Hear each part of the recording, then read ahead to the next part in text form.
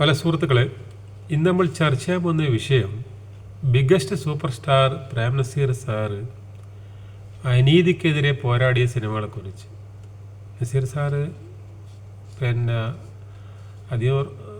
ആദ്യകാലത്ത് റൊമാൻറ്റിക് ആയിരുന്നു കൂടുതൽ പടത്തിൽ.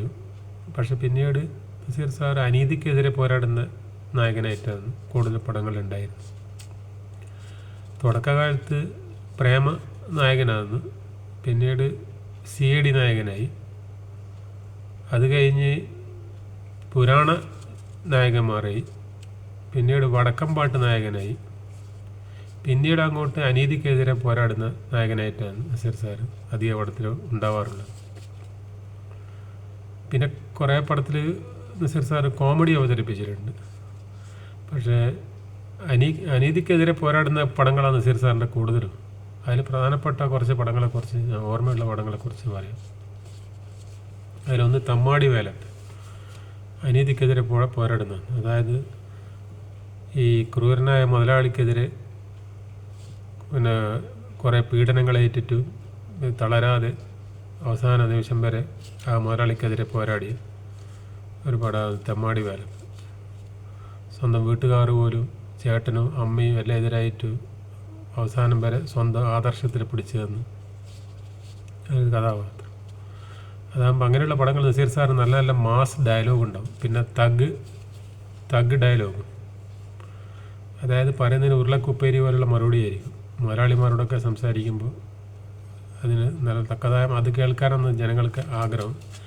അതിന് അങ്ങനെയുള്ള പിന്നെ നസീർ സാറിൻ്റെ ഡയലോഗിൽ ഫൈറ്റ് വരെ ആവശ്യമില്ല. നസീർ സാറിൻ്റെ മൂർച്ചയേറിയ ഡയലോഗിൻ്റെ ഇടയിൽ പിന്നെ ഫൈറ്റൊന്നും ആവശ്യമില്ല.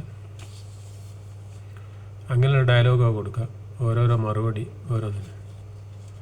എല്ലാത്തിനും നസീർ സാർ തർക്കുത്തരം പോലുള്ള മറുപടി കൊടുക്കും. അത് കേട്ടിട്ടാണ് തിയേറ്ററിൽ കൈയടി. അതിൽ തമ്മാടി വേലപ്പ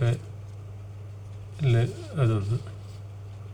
പിന്നെ നസീർ സാറിന് അനീതിക്കെതിരെ പോരാടുന്നത് രണ്ട് ലോകം, മുതലാളി വർഗത്തിന്, അനീതി കാണിക്കുന്ന മുതലാളി വർഗത്തിനെതിരെ. നല്ല പാട്ടും ഉണ്ടാവും അങ്ങനെയുള്ള സിനിമയിൽ നസീർ സാർ. പിന്നെ ഇന്നലെ ഇന്ന് ഐവിശിൻ്റെ പടമാണ്. അതിൽ നസീർ സാർ അനീതി എവിടെ കാണുന്നോ അവിടെ നസീർ സാർ പ്രതികരിക്കും. അനീതിക്കെതിരെ പ്രതികരിക്കുന്ന ഒരു പടമാണ് ഇന്നലെ ഇന്ന്. അതുപോലെ രാജു റഹീമിൻ്റെ തുടക്കം മുതൽ അവസാനം വരെ ഇതുതന്നെയാണ്. പാവങ്ങളെ രക്ഷിക്കലും ഈ കരിഞ്ചന്ത മുതലാളിമാരും അങ്ങനെ കുറേ അനീതി കാണിക്കുന്ന മുതലാളിമാരായിട്ട് പടവെട്ടുന്നത്. അവസാനം പിന്നെ പോലീസിന് കീഴടങ്ങും. അവരെയൊക്കെ പിന്നെ അവരോടൊക്കെ പിന്നെ തല്ലുകൂടിയിട്ട് പോലീസിന് കീഴടങ്ങുകയും ചെയ്യും. പിന്നീട് പോലീസ് വിട്ടയക്കും. പിന്നെ അങ്ങനെ ഉണ്ടാവില്ല, പോലീസ് ഇടപെടുമല്ല. ഇങ്ങനെ അനീതിക്കെതിരെ നിയമം കയ്യിലെടുക്കാൻ പാടില്ല. നിയമം കയ്യിലെടുക്കുന്ന പടങ്ങൾ. രാജു റഹീം കഴിഞ്ഞാൽ പിന്നെ തുറുപ്പ് പുലാൻ, അത് തന്നെ. അനീതി എവിടെയുണ്ടോ അവിടെ നസീർ സാർ എത്തും. അങ്ങനെയുള്ളൊരു പടം തുറുപ്പ് പുലാൻ. പിന്നെ വെള്ളാണിപ്പരമു അനീതിക്കെതിരെ പോരാടുന്നൊരു പടമാണ്. പിന്നെ ഇത്തിക്കരപ്പക്കി, ഇതിലും അങ്ങനെ തന്നെ. അതിനിടയിൽ നസീർ സാറിൻ്റെ ലവ് സീന് വേറെ കുറച്ചുണ്ടാവും. അതിപ്പോൾ എല്ലാ പടത്തിലും അനീതിക്കെതിരെ പോരാടുന്ന നടന്ന് പറഞ്ഞാൽ ഫുൾ ടൈം അനീതിക്കെതിരെ പോരാടലായിരിക്കില്ല. ഇടയ്ക്ക് അദ്ദേഹത്തിനും അനീതിക്കെതിരെ പോരാടുന്ന ആൾക്കും ഒരു ജീവിതം ഉണ്ടാവുമല്ലോ. അപ്പോൾ ജീവിത സഖിയെ കണ്ടെത്തും.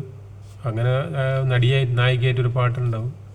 ഇപ്പോൾ അമിതാഭ് ബച്ചൻ്റെ അനീതിക്കെതിരെ പോരാടുന്ന പടമാണ് ദീവാർ.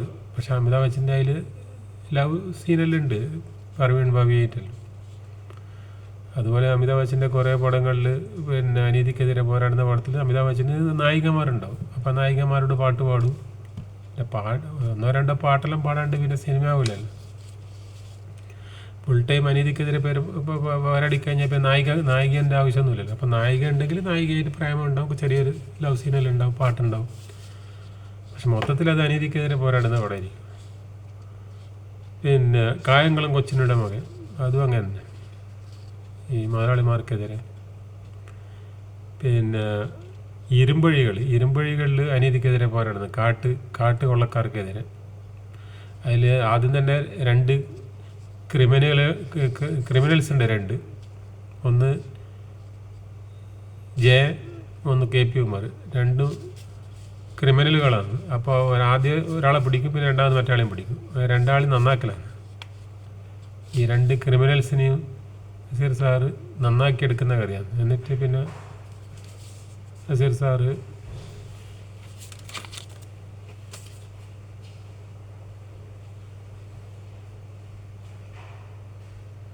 പിന്നെ കാട്ടിൽ പോയിട്ട് കാട്ടിലെ കൊള്ളക്കാരെ പിടിക്കുന്ന കഥ.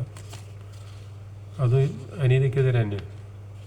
ഇപ്പോൾ പിച്ചാത്തി കുട്ടപ്പൻ പേര് പിച്ചാത്തി കുട്ടപ്പനെങ്കിൽ ആ നാട്ടിലെത്തിയിട്ട് ആ നാട്ടിൽ അഴിമതി ഇങ്ങനെ ഈ അഴിമതിയല്ല, ആ നാട്ടിൽ ഇതുണ്ടാവല്ലോ, സ്ത്രീകളെ പിന്നെ ശല്യം ചെയ്യുന്ന ആൾക്കാർ അവരെ അടിക്കലും മാർക്കറ്റിൽ നിന്ന് അങ്ങനെയുള്ളൊരു കഥയാണത്. പിന്നെ പിച്ചാത്തി കുട്ടപ്പൻ. പിന്നെ യാകാശം അനീതിക്കെതിരെ പോരാടുന്ന പടം ഹരിഹരൻ്റെ. യാകാശം തെലുങ്കിൽ റീമേക്ക് ചെയ്യുന്നു, ചിരഞ്ജീവിയാണ്. തെലുങ്കിലും യാകാശം തന്നെ പേര്. പിന്നെ അമർഷം, അതും അനീതിക്കെതിരെ ഐവിഷിൻ്റെ പടമാണ്. ആനപ്പാച്ചിൽ അങ്ങനെ തൊഴിലില്ലാത്ത ചെറുപ്പക്കാരൻ വേറെ കാട് പോലത്തെ സ്ഥലത്ത് പോയാൽ അവിടുത്തെ ആനയെ വളർത്തുന്ന ആൾക്കാരുടെ ഇടയിൽ പെട്ട് അവിടെ ഒരു ചട്ടമ്പി ഉണ്ട്, പരമൂന്ന് പറഞ്ഞ ചട്ടമ്പി ജയനാണ്. ആ ജയന അടിച്ചു ഒതുക്കലും പിന്നീട് ഈ അനീതിക്കെതിരെ പോരാടിയ നസീർ സാറിനെ ഈ ചട്ടമ്പി കൊല്ലുന്നതും, പിന്നെ അദ്ദേഹത്തിൻ്റെ മകൻ വീണ്ടും വന്ന് ഡബിൾ റോളിൽ പിന്നെ ആ ചട്ടമ്പിയെ ഈ മകൻ പകരം വിട്ടുന്നത് ഏറ്റില്ല, അങ്ങനെയുള്ള കഥയാണ്. അത് അനീതിക്കെതിരെ പോരാടുന്നത്. പിന്നെ തോൽക്കാൻ എനിക്ക് മനസ്സിലാന്ന് പറഞ്ഞ പടം, അതും അനീതിക്കെതിരെ പോരാടുന്നത്. തൊഴിലാളി വർഗത്തിന് അനുകൂലമായിട്ട് മുതലാളിക്ക് എതിരെ സമരം ചെയ്യുന്നു. നല്ല പാട്ടുമുണ്ട്. തോൽക്കാൻ ഒരിക്കലും മനസ്സില്ലാത്തൊരു തൊഴിലാളി എന്ന് പറഞ്ഞ പാട്ടുണ്ടായിരുന്നു നസീർ സാറിന്. പിന്നെ സഖാക്കളെ മുന്നോട്ട്, അതും അനീതിക്കെതിരെ പോരാടുന്നുണ്ട്.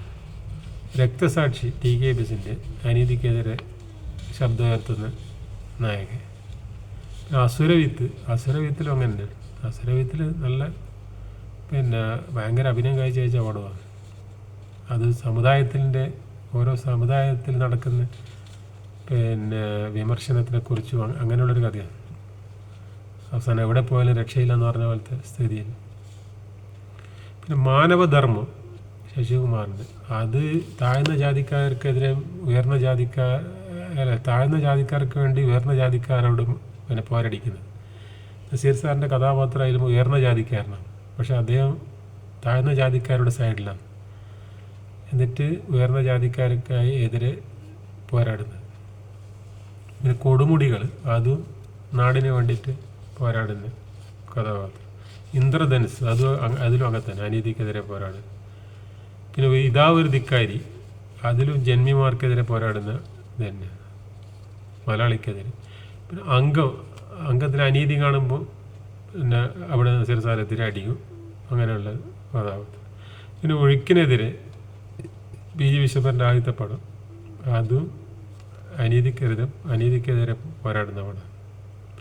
അതായത് ഒരു പിന്നെ ആദിവാസികളുടെ ഇടയിൽ പോയിട്ട് ജോലി ചെയ്ത് അവിടെ നടക്കുന്ന അനീതിക്കെതിരെ പോരാടും. തിരുവോണം ശ്രീകുമാരൻ തമ്പിച്ചേട്ടൻ, അതും നസീർ സാർ വലിയ പിന്നെ മുതലാളിയുടെ മകനാണ്, വലിയ പണക്കാരനാണ്. പക്ഷെ അതെല്ലാം ഉപേക്ഷിച്ചിട്ട് പോയിട്ട് പാവങ്ങളെ സഹായിക്കാൻ പോകുന്നത്. രക്തപുഷ്പം, അതിൽ കാട്ടിലെ അനീതിക്ക് മുതലാളിക്കെതിരെ പോരാടുന്നത്. ലാസ്റ്റ് ആ മുതലാളി അച്ഛൻ തന്നെ എന്ന് മനസ്സിലാക്കും. അതിന് നല്ല പാട്ടിലുള്ള പടം. നീലക്കുട നിവർത്തി വാനം എനിക്കു വേണ്ടി, നീലെ പൂ നിരത്തി ഭൂമി എനിക്കു വേണ്ടി, രാഗമാലിക പാടിത്തരുന്നൊരാവായാൽ രാക്കിളികൾ പള്ളിമഞ്ച തേരു തരുന്നു, പവിഴമല്ലി തെന്നൽ എല്ലാം എല്ലാം എല്ലാം എല്ലാം എനിക്കു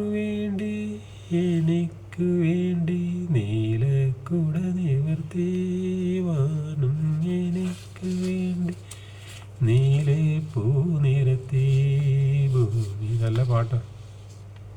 പിന്നെ പുഷ്പശരം, അത് രണ്ട് തൊഴിലാത്ത ചെറുപ്പക്കാരാണ് നസീർ സാറും ബാസിയും. പക്ഷേ അത് വേറെ വലിയ വീട്ടിൽ അനീതി നടക്കും. ആ വീട്ടിലെ പിന്നെ കുടുംബിനിയെ രക്ഷിക്കാൻ വേണ്ടി കൊള്ളക്കാരായിട്ട് ഫൈറ്റ് ചെയ്യുന്നതും അങ്ങനെ അവരെ ആ സ്ത്രീയെ രക്ഷിക്കുന്നൊരു കഥ, അതും അനീതിക്കെതിരെ പോരാടുന്നത്. ഇങ്ങനെയൊക്കെ ഒരു പടം പറയാമെന്ന് വെച്ച് കഴിഞ്ഞാൽ ഒരുപാട് പടങ്ങളുണ്ട്. പക്ഷെ അത് നമുക്കിപ്പോൾ ഞാൻ കുറച്ച് പടങ്ങൾ ഇവിടെ പറഞ്ഞതേ ഉള്ളൂ. മണിക്കൂറുകളോളം പറയേണ്ടി വരും നസീർ സാറ് അനീതിക്കെതിരെ പോരാടുന്ന സിനിമകളെക്കുറിച്ച് പറയണമെങ്കിൽ. ഓക്കെ.